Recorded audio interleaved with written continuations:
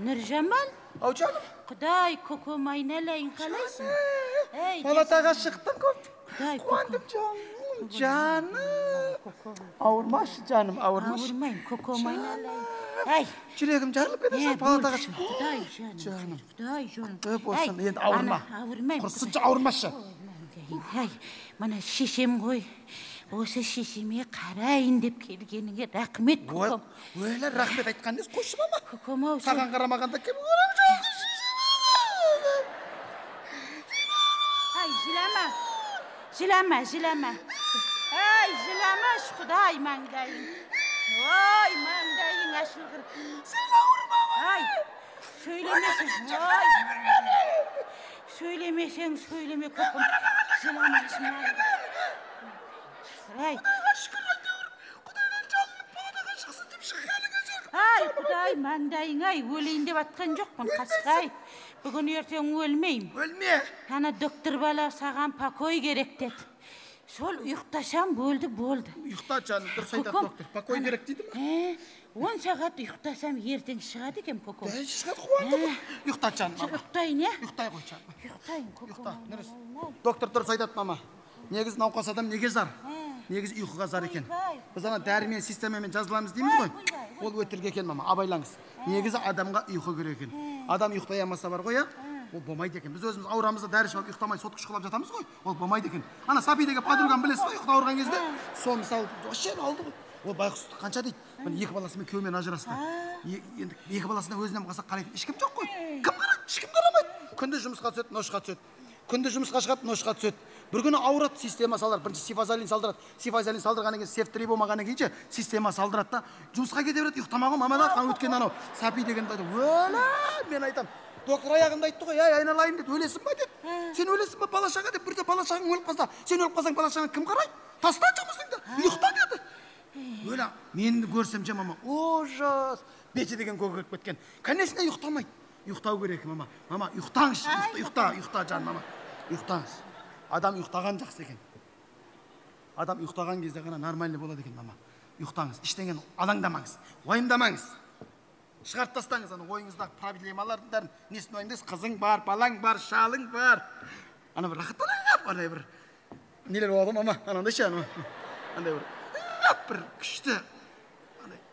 Адам ұйықтағанда эпибиз деген без бөлінеді екен, мама. Онға не екенге сұрайсың да, сен сұрамай-ақ қой, мен сұрап айтасың да, эпибиз деген без адам ұйықтаған кезде, сосын тамақтанғанда бөлінетін жүйе екен. Ол жеген кезде, ол бөлінгенде адамға иммунитет күшті. Ұйықтап қалдыңыз, мама? Мама? Мама? Мама! Маңдайың ашылды. Не болды, көкем, не болды? Не болды? Қорқыт жіберді ғой, мама, неге қимылдамай ұйықтап атсың сен? Маңдайың ашылғыр. Ұйықтап атсам қайтып қимылдайым, көкем. Адамны қорқыт жібердің ғой сен.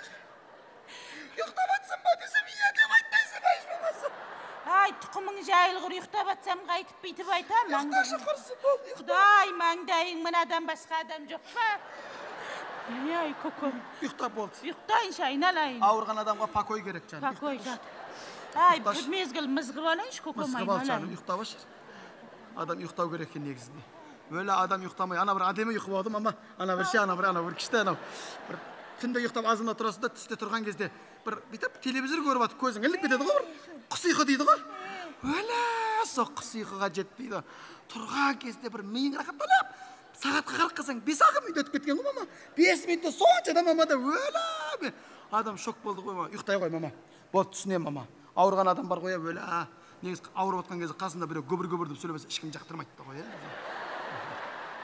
Мысалы, мен жақтырмайым бар ғой, мен мысалы. Көп сөйлейтінде де жек көрем бар ғой, адам не мысалы. Беті шымшы бағың келеді бар ғой, өлі. Бір бәдіктер болады, қасыңа отырып, анантта, өлі. Құдай ондайлардан сақтасын, тіпай, ойбай. Ондай маған керек жоқ бар ғой. Ана негіз қазақта сөз бар ғой, мама, сөз күміс болғанда үнсіздік алтын деген сөз бар. Сол рас екен негізі. Сөз күміс болғанда үнсіздік алтын екен. Мысалы, бір жерге барып ше, мама, мән жоқ мағынасы сөйлей бересің, ешкім жақтырмайды да ғой, мысалы. Нені мағынасы бәдік екен дейді. Ал іштегенге сөйлеме, әдемі болып отсаң, бәрі жақсы көріп қалады. Міне, әдемі келіншек екен, вообще сөйлемейтін келіншек екен. Сол үшін айтады екен.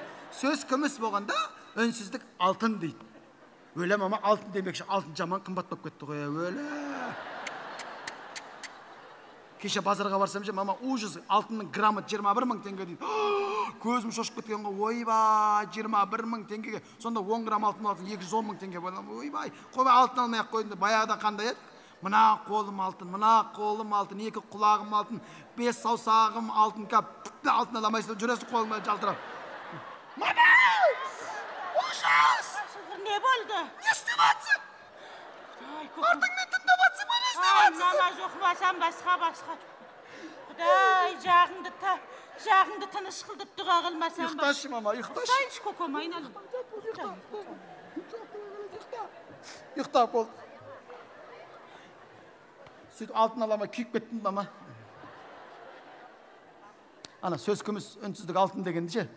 Базарға барып қалдым да, мама. Базарға барып қалсам, анау кім бар емес па? Күміштің күйеуі Диас. Сол жүгір шықты, Нұржамал әпше алтын алсаңшы дейді. Ана сөз күміс болғанда үнсіздік алтын дегенге тиістір. Давай онда, Диасжан маған 10 килограмм үнсіздік бер дедім ғой.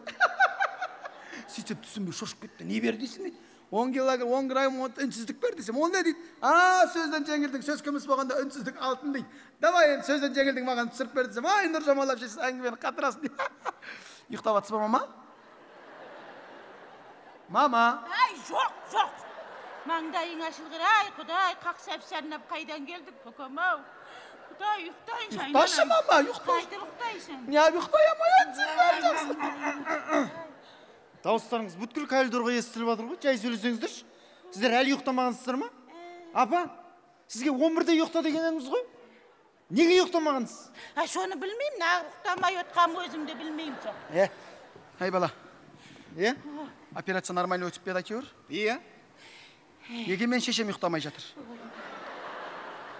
Жауап бер маған. Тексерейін бе? Анализ шықты ма? Неге бұны сразу палата? Бәсе мен палатаға шығарғандарынан қорқып ем. Ақша бермейді деп шығарып жібердіңдер ма? Бір күн жатса реанимацияда бірдеңе ескете ма? Анализ. Мен неге ұйықтай алмадым? Не істедің? Не істедің? Сотқа берем бәріңді. Шешем ұйықтай алмай жатыр мені. Сендер қасаңдар қалғып жүрсіңдер. Мама. Көкем. Не болды, мама? Жатам. Ұйықташы, жан. Ұйықтайын. Қиналып кеттің ғой, шешем ай. Ұйықта нормально.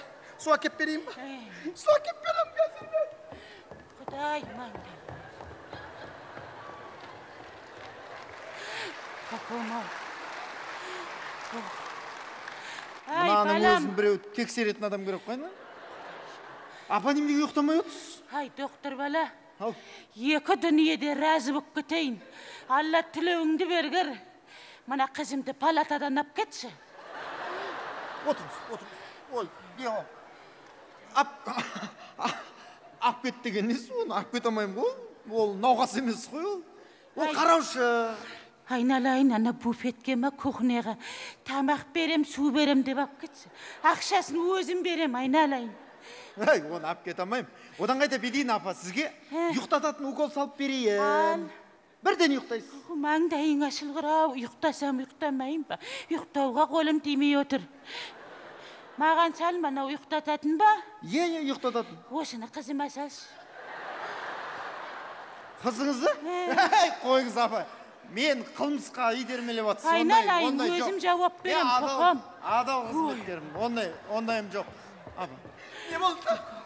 Бәрі жақсы. Жақсы. Совет қайда? Мен ғой ночта, мен операция сәтті өткен. Неге ұйықтамай жатыр екен шешем? Ұйықтамағанда енді ұйқысы келмей жатқан шығар. Тыныштық керек оған. Сен шешең бар ма? Бар. Сен шешең ұйықтай алмай қалса не істейсің? Сен неге маған зірк сөйлеп тұрсың сен? Зірк ет тұрсың сен шешең. Сенің шешең өстіп ұйықтай алмай қалса не істейсің? Сен ананы білесің ба? Анаға деген, анаң бар ма сенің? Сен ананың балаға деген махаббатын сездің ба болмаса? Сен ана Карани Арджун деген киноны көргенсің ба? Ана Карани Арджун деген кино көрсең, ана байқұс ананың екі баласына деген махаббатты, міне Индия, міне кино, осылай балаға деген махаббатын көрсетеді. Ужас. Ана Карани Арджун екі баласы жүгіріп келіп, анау баласы мамасына келіп бірінші гүл бергенде мынағынан гүл келеді да. Каран, ойбай, Каран дейді да сөйтеді да мына. Екіншісі баласы берген кезде, Арджун, сен бірінші бердің дейді, сен екінші бердің дейді. сонда өлә дейді да, екі баласының да көңілін қалдырмайды. Көрдің ба, ананың жүрегі торғайдай ғой. Екі баласына да бірінші гүлді сен әкелдің деп мақтанып жатыр. Сондағы Каран мен Арджунды ана оңбағандар өлтірген кезде анашым деп анасы баласына жылайды ғой. Ужас адамды күйдіреді. Сондағы анаға деген махаббаты бөлек болады. Сен ананың деген махаббатын білмесең, сен жақсылық күтпейтін не білесің ба? Ол деген жақсылыққа апармайды балам. Ана бәрін елет дағы, сөйтіп келет те өмірді бар. Сен оны білесің. Мама, сен ана нені білесің ба? Ана кімне? Ке, жатшы, мама, жатшы. Жата қойшы жаным, мама. Жата қойшы жаным, мама. Неге жаттай жатсың? Не ап жаттай жатсың, мама? Неге жаттай жатсың? Жатшы, мама. Жата қой, жатшы жаным, мама, жатшы. Жата қойшы, мама. Кем не қажат қызап? Келе ғой, не қажат қызап? Келе ғой, жатқызам. Су әкеп берем.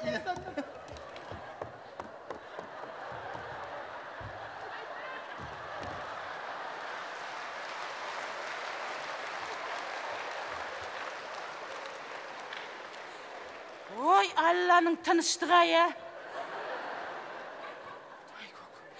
Ай, рахмет баламма.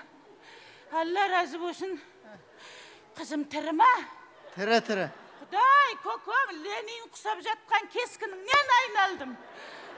Аттың дозасын салдық қой. Енді сөйлемеңіздер. Тыныш отырыңыз. Сізге де кушетка әкелем. Керек емес, осылай ұйықтай берем, көкем. Бетін жабасам. Ай! Құдай, жаным ау, мынаған не болды? Құдай, мам. Құшы бар ау, өстеріп баса.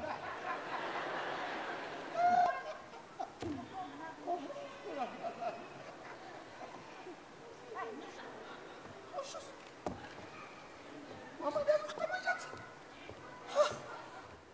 Неге ұйықтамай жатсың? Қайтып ұйықтайсың? Ұйықтама, сен де ұйықтама, мен де ұйықтамайым, әңгіме айтамыз. Әңгіме айтақшы, өлі. Өткенде Сапи подругам келген ғой, мама. Өлі. Нұржамал, газды өшіріп кетсін, соң уайымдама деп айтып кетуге келдім. Өлі өшіріппін ба, ужас дұрыс па? Үтікті де көресіз, үтікті де уайымдап тұрмын. Балам, мына алып кет қатыныңды, үтікті өзің көр. Апа, сіздің қасыңызда бола берсін, апа. Өзім қараймын. Ай, бала шағаға керек боласың, рахмет, разымын. Жоқ, мама, мен сіздің қасыңызда қаламын. Өзімнен басқа ешкімге сенбеймін. Сізге ешкім қарай алмайды, өзім қараймын. Мен бұның қасында барып жатамайым. Бұның қасында отырсам бар ғой, бите береді, оянып кете беремін мен бұның қасында. Керегі жоқ. Болынбай екеуміз үйленген кезде бұндай ауру жоқтықын ғой. Жүріп жүрген кезде үйленгеннен кейін 20 күннен кейін әңгіме айтып отырсам, маған қарап бите береді. Неменеге үйте бересің десем, сөйтсем осындай ауруы бар екен. Сен осындай ауруыңды жасырып жүрсің ба? Немене мен тимей қояды деп ойладың ба дедім да. Ужас. Не болды, мама? Апа, менікі де тура үст мас салған басында. Немене? Сенен жұқты ма не? Не істедің шашамда? Доктор!